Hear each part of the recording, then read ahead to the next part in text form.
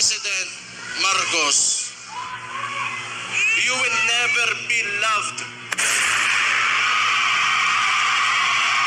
All you have is the government's resources and your term. Beyond that, you are nothing.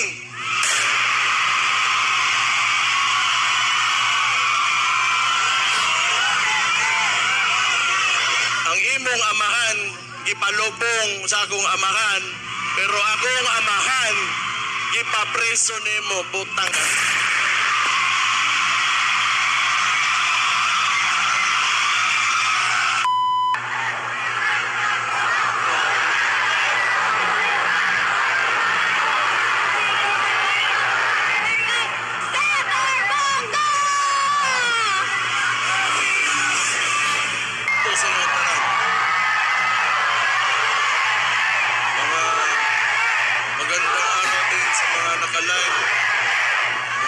Sub-Saharan Mindanao.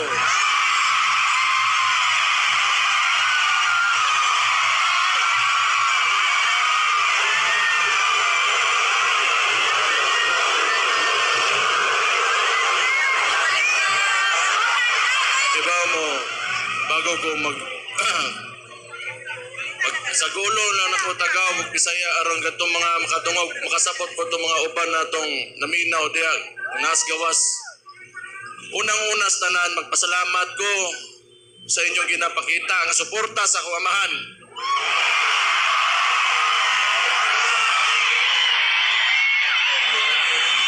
Naglagot lang ko sa inyo ha, kay kada makita na ko ang naw sa kuamahan, bit-bit ninyo, kahilakon ko.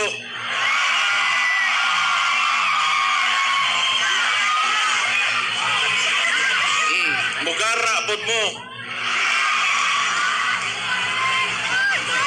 Gusto ko magpasalamat sa tanang Pilipino sa tibok kalibutan na nagapakita og suporta kay PRRD.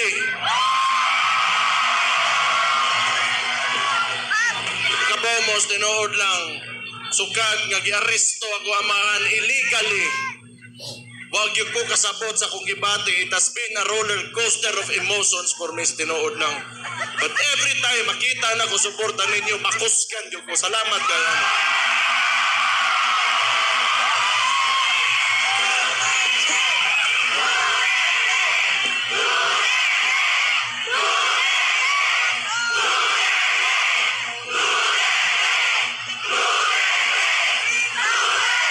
Siguro, gamiton ko ni nga nahimo kong Vice Mayor morning sa termino nako karon morning last na nako nga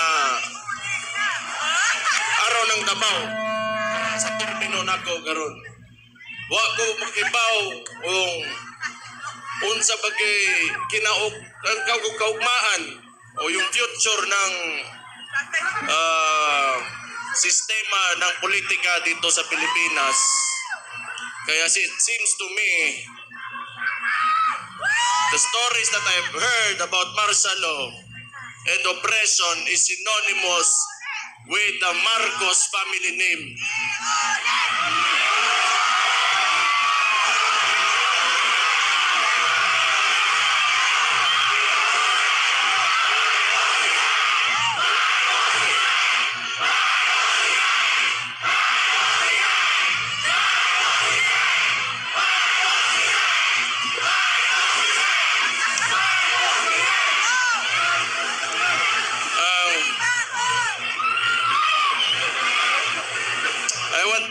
Gusto ko, I will take this opportunity to tell Mr. Marcos how I feel about him.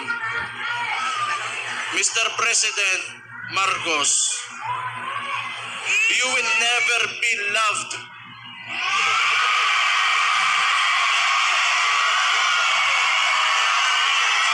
Especially to us who are calling out Rudy Duterte's name. You will never be loved, Mr. Marcos.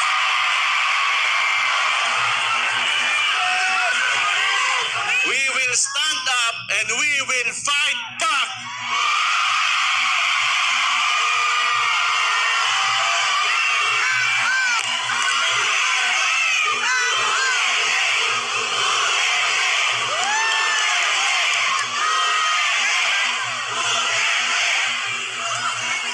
Samtang mga taga Davao, ingon ani na siya. Labi nanto mga tugtugay dire o niya kanang nituo sa plataporma o politika sa kuamahan. Nga ilang gikuha kaning administrasyon ni Marcos o si Bongbong Marcos mismo binigay niya sa ICC. Murag wala lang ato na lang nga murag walay nahimo ang atong pinalanggang amahan diri sa Tundak Bayan. Gibaw mo, di ko matingala gyud, tinuod lang. Di ko matingala. Nganong ingunan ni karon? Kay because Rudy Duterte stood up for every tanang mga traditional politicians di nila gusto nga kausapan aning nasuran ni.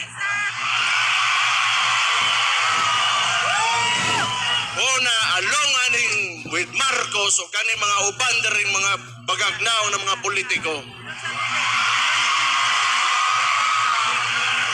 Di nila gusto nga naan ang Rudy Duterte diha kay mabulilyaso ang ilang mga tula sa gobyerno.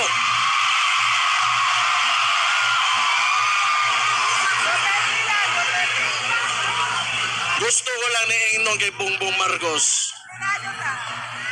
Aside you not being loved by the people, all you have is the government's resources and your term.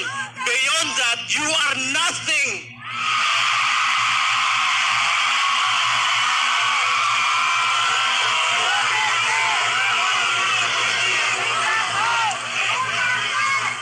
Kalimot oro yung putang ina. Kita'y nagtapang sa iya makalingkod sa diha karon sa kinalingkuran.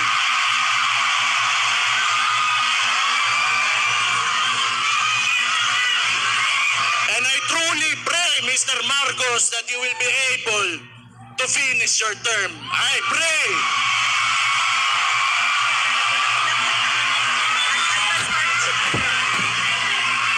Di kita matingala.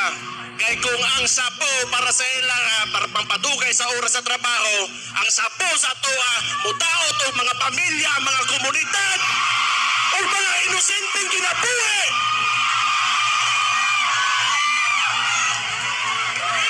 Di ko matingala nga ano ingana na sila.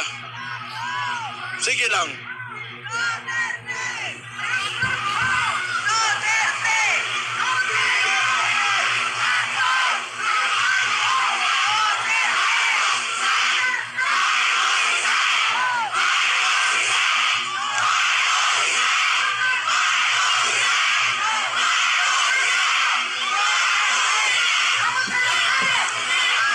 Ibaw mo,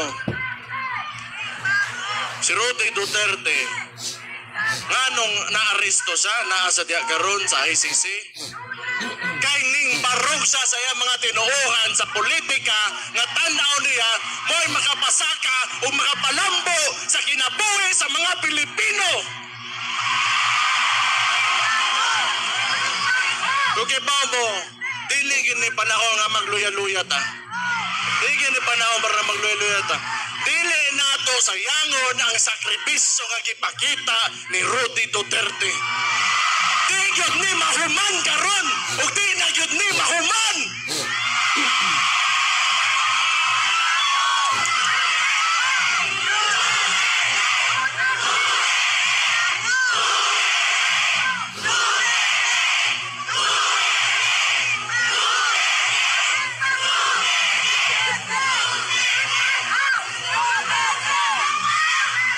Sige lang.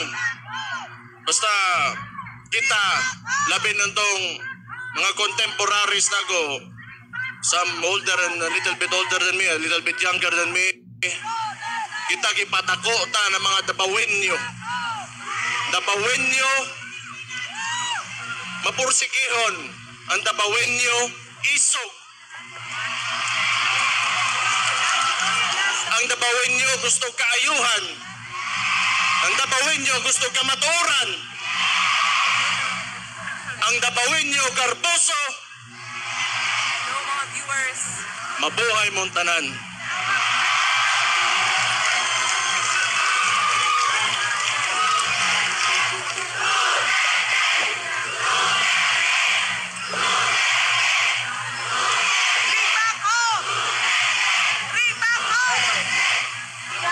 Basta ako, sige lang, paminaw na ko, gidaog-daog yung tagtaman yun karon, gitamak-tamakan yun ta.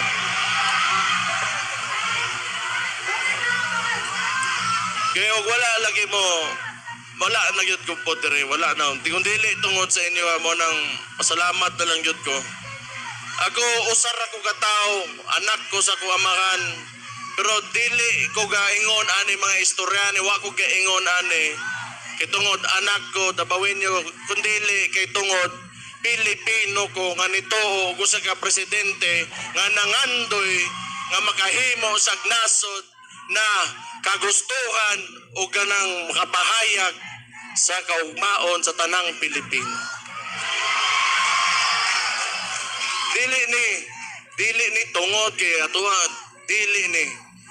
It's about us, the Filipino people. Kunya, how a government treats his own. Iyang gipapriso. Dili na lang ko mo-mention kay personal, pero ing na lang po nako, dari uspo nako. Last year, January, giingnan taga Marcos, wag yung kay utang kabubuton.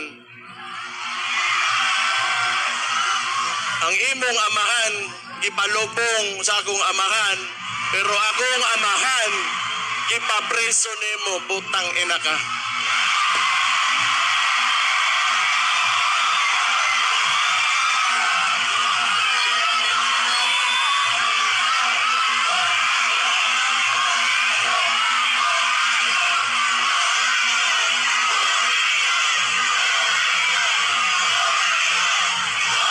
Ayaw, pag-iunan na. Ayaw hukayon. Dilitaan na. Way labot ang patay ang istoryahan eh. Way labot ang patay. Naana na diha. Pasagtin na ninyo. Noon, wala man si akong amahan diri, inyong tatay Digong, wala man diri sa Pilipinas. Pero kay bao ko, nagpabilin iyahang inspirasyon o kang iyahang spirit within every Filipino nga na-touch niya sa iyahang termino. Basta ako, ang tambag lang ako ninyo, mga dabawin nyo, kamo mga ubang Pilipino na nakikinig ngayon, do not ever allow your government to treat you how they treated my father.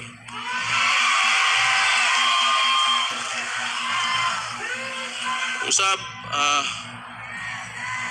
kabalo ko busy mo ng mga tao, dagan mo laing buhaton, pero makita na ko, in behalf of our family, akong igsoon, ako mga igsoon, tulo na ako ka igsoon, umama, tanan may mga Duterte, na nagsakit karon tungod sa naitabo sa among amahan.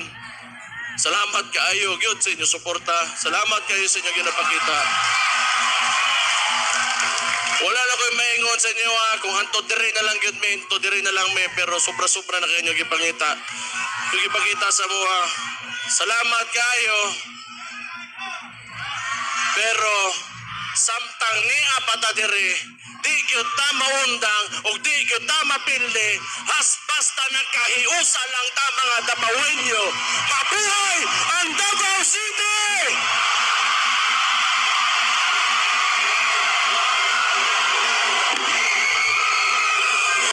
Unahin natin yung pinakamahirap nating mga kababayan. Pagdasal po natin, manghinahon po kayo mga kababayan ko. Alam niyo bakit?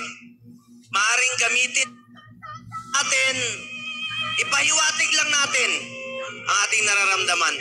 Pakita nato na isa taka dabawin nyo. Laluoy lang ko sa iya hakaron kay, alam niyo Tatay Digong, sanay yan na may nurse. Ngayon, yung nurse niya, nakauwi na kahapon. Totoo yung kinwento ko sa inyo kahapon. Kaya, narinig niyo yung speech niya, di ba? Nung tinanong siya, medyo nag-slur siya. Meron siyang gamot, 27 yung gamot niya na iniinom araw-araw na ngayon hindi na binigay sa kanya. Yung nurse niya pinauwi, wala nag-aalaga sa kanya. Kaya nakikiusap po ko sa inyo mga kababayan ko, dasal po, magdasal tayo. Pagdasal natin ang kanyang health, kalusugan. Pagdasal natin ang kanyang kalayaan po. Kung kaya niyo siyang dalahin sa ibang bansa, alam kong kaya niyo rin siyang ibalik dito. Nangungulila po ang Pilipino. Kaya balokon, lisod kayo ni muratag na wadan o gamahan. Kasabot ko kay Mayor Baste, lisod mawadan o gamahan. Kaya nag-istorya mi ni Kitty itong isa kaadlaw.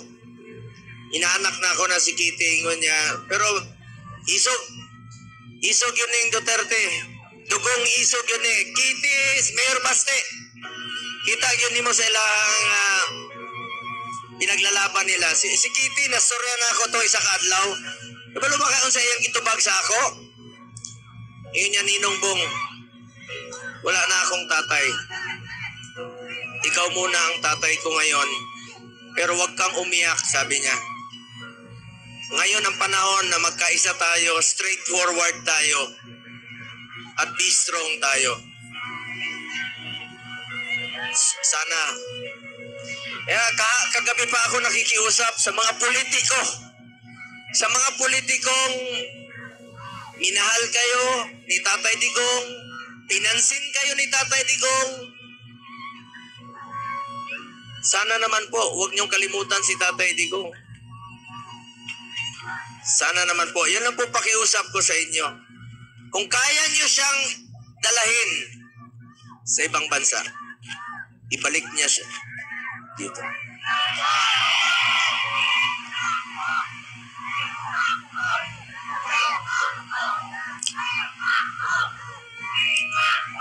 Mga Dabawenyo, mga taga Mindanao, ang angyo lang ko sa inyo, dili tamo undang anto, dili siya makauli. Dili nato undangan. Daghang salamat kayo sa inyong suporta o pagsalig kay Tatay Digong. Ibuhat lang niya ang iyang trabaho para sa Pilipino. Diba? Katong first few years sa iyang presidente. Unsa may sulti mo ato kong 7-Eleven sa una. Musulti gud sila. Sir, salamat kayo kay makalakaw na among anak nga dili masakitan. Walay mo bastos. Gibuhat na ni Tatay Digong para sa atong mga anak. Ginawa lang niya ang kanyang trabaho. Ito ba ang dapat iganti sa kanya? 80 years old na si Tatay Digong. Sa tinood lang. Sinabi ko nga kagabi sa Liwasang Bonifacio, hindi kayo tatakbuhan ni Tatay Digong. Nahirapan na nga siya maglakad. Nakasungkod na nga. Naawa lang talaga ako. Sobrang awang-awa lang ako kay Tatay Digong. Anong gusto niyong gawin sa kanya doon? Paano yung mga totoo yung sinabi ko, wala siyang tsinelas nung nakausap siya ni Atty. Mijaldea. Hinahanap niya yung kumot niya dahil hindi binigay sa kanya yung paborito niyang kumot. Yung gamot niya, hindi pa rin binibigay hanggang ngayon. Bumaba siya ng eroplano, hindi pinababa yung nurse niya. Sinakay siya sa stretcher, tinago, dinala sa ospital, bago dinala sa detention cell. Alam mo, di po ganon dapat ang trato sa isang presidenteng naglingkod, nagmahal sa Pilipino. Mga Muslim, di ba kayo mismo pag meron tayong mga kapatid doon na nakulong, ginagawa natin ng paraan, ginagawa ni Tatay Digong ng paraan sa Saudi, sa Kuwait, sa Bahrain.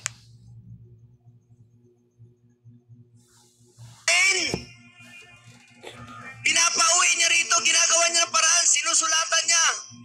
Binabayaran namin ng blood money para mapauwi rito. Bakit ganun ngayon? Presidente natin na minahal tayo, isusuko sa ibang bansa. Mga kababayan ko, huwag tayong tumigil. Pakiusap ko po sa mga kababayan natin sa buong Pilipinas, hindi lang sa Mindanao, mga taga-Visayas. Alam ko mahal na mahal niyo po Tatay Digong. Sa Luzon, marami nagmamahal kay Tatay Digong. Please lang, huwag kayong tumigil. Huwag tayong